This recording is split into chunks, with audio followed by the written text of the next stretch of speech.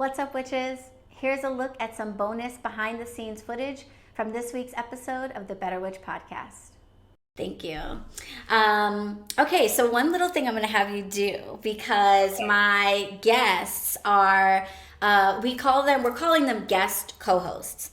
Because you are very much encouraged to ask questions, steer the conversation any direction you want. If you don't really want to talk about initiation that much, if you think there are other things that witches should know that are related but more important, feel free to do that. We want to basically just show the audience you and your real life, and so wherever that takes us in the conversation is where it will take us. So to kind of further the vibe of you being the guest co-host, what we're going to do is we're just going to record you saying one quick little line, which will be used to break up the episode and send us into a commercial break. So to kind of further involve you in the process of the episode, I'm going to have you, just record yourself, and we can do this a million times, so no pressure whatsoever. And I'm going to just give you the line. Let's see, it won't let me comment anything or chat, I don't think. So all we're going to say is, I think now's a good time for a break. Okay. Feel good? You want to try it? I think now's a good time for a break. I think now is a good time for a break. Beautiful. I love that. So I am going to switch the camera view for a second so it's just you, and I'll give you a 3, 2, 1. And if you just want to say, I think it's a good time for a break, we'll be done. All right, cool. All right. Let's see. How do I get to you, though? Here we go. All right. And 3, 2, 1. I think it's a good time for a break. Beautiful. Thank you so much. I appreciate that. So that will be, all edited into some part in the middle of the conversation, but I decided to do it that way so that our conversation isn't stopped. And I'm like, hey, stop, we need a break. So we'll just get that out of the way, and then. Yeah, and also I did that like pre-recording the bio too, because I feel like I've done just a couple of podcast episodes or like YouTube video interview things, and it's always so awkward sitting there while your bio's being read, because you're just like, that's me.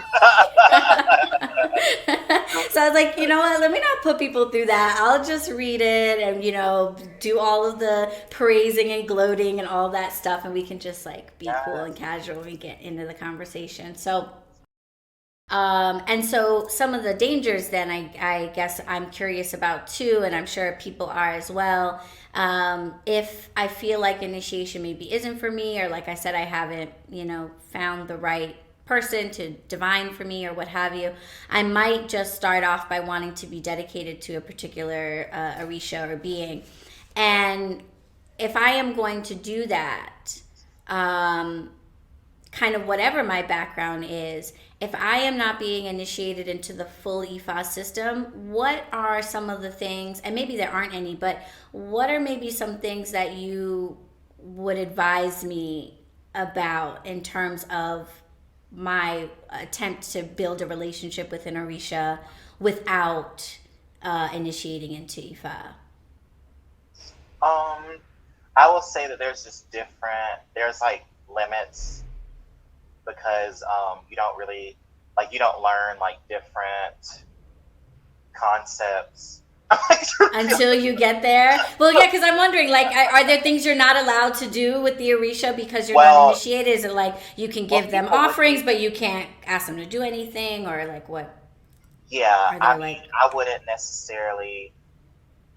advise, because like animal sacrifice is a thing in Ifa, and I wouldn't necessarily advise someone to go on their own and be like, I'm going to give a chicken to Oshu. I'm going to kill a chicken. And sometimes a lot of times when we are picking up on energies, we're picking up on our dead. Like, a lot of us are necromancers, period. Yeah, so don't even realize. You have to verify that energy through the divination system. So you have to verify what offering to give. You have to verify if it's accepted, stuff like that. So that is a thing. That's why I recommend people start, with innocuous things like, oranges and honey for Oshun, stuff like that. But once you get into, trying to, I guess, like mimic like Ebo or something like that, Trying to Ebo like sub in. yeah, Yeah. that's when it kind of gets tricky. And then also like, I mean, it's cool to give offerings to SU and stuff like that, but yeah, I would say that like blood offerings, that's too much. I have heard of people like, being like, I'm getting off blah, blah, blah, and I'm like, oh my god, what's the verification? How do you know? Right. Because it's dangerous territory, you know what I mean? Yeah. So that is the reason I always advise people just to, I mean, specifically on the issue of sacrifice, like, you're taking a life. yes. And even if you're not talking in a spiritual context, like, that's a heavy decision to make, I think. Yeah. And I think especially like in our consumer age and the way that we treat animals and plants that we eat, we tend to forget that like at one point they were alive and deserving of honor and care and respect, and that there is perhaps a way to go about doing something like that that does honor and respect the life of the animal. I certainly don't feel confident that I could do that. I don't feel like I could sacrifice an animal and know with certainty that all is well in the universe from this decision. I would definitely want the guidance of someone who has done it before with positive outcomes to say yes. Yeah, I'm not killing anyone for like just to try it out. That's something we do every day. It's only like during certain times, and it's never wasted and stuff like that. And we actually like we have a whole thing where there's like it works out to where we give donations like the village in Nigeria and stuff like that. So and even besides the animals, I would say like there are ways to be like, oh my god, like for instance, whenever I didn't know anything about Orishas before I got my first reading, and then literally I got my first reading and I was initiated 5 months later. Just all this stuff. That's not everybody's like path, right? But I didn't really know that much, and I was like, oh yeah, Maya and stuff, and it was verified in a reading that she was speaking to me, but I didn't know this from that. You know what I mean? So that's also the thing is like you can be working with this energy, but it's not really going to be verified necessarily.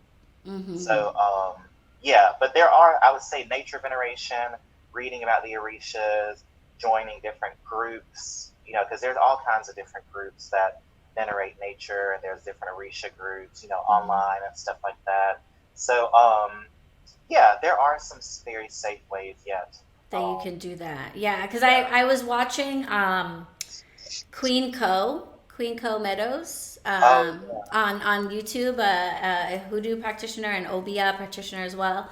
And she was having a really interesting talk with someone who practices candomblé, I think it is. I'm saying that right?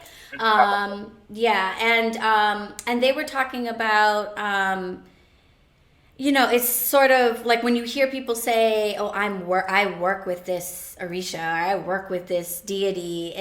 I think that can sometimes create confusion, and I think sometimes people say I work with this deity when they really just mean I honor this deity, and sometimes people say I work with them meaning like I actually invoke them, I allow them to possess my body, I call upon them to enchant things or to spirit things or to lead me to create recipes or what have you.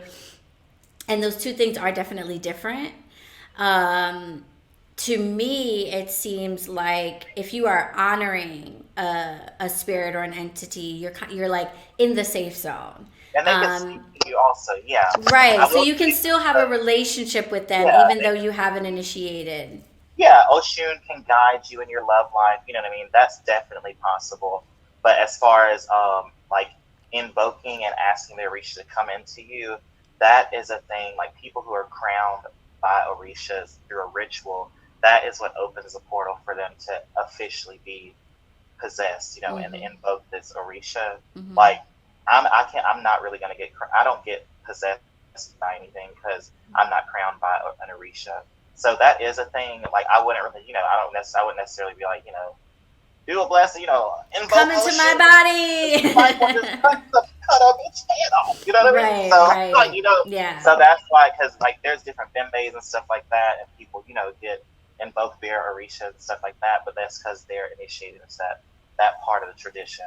So, but there are definitely safe ways to work with Orishas, and people do genuinely work with Orishas. You know, they genuinely Yemaya Olokun for like prosperity. Mm-hmm. You know, it's definitely possible because these are energies that are accessible to everybody. It's just like the deeper knowledge and like all the stuff. It's just like behind the door for a reason.